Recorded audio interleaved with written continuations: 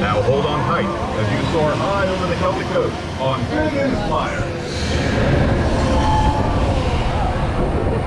Not been on here in a while. Stuff's in that lake.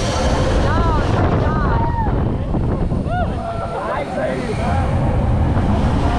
it's pretty dry.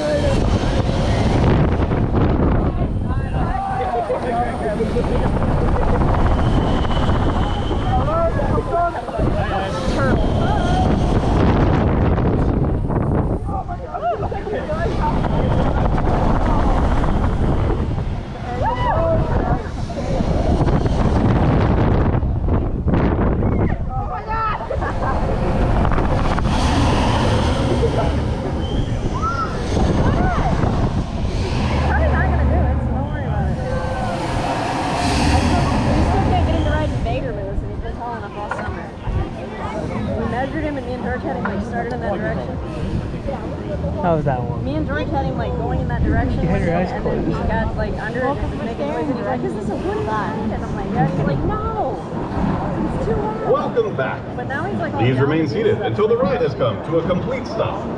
At that time, please unbuckle your seatbelt and lift up on your safety harness and exit quickly and carefully towards the Ireland Village.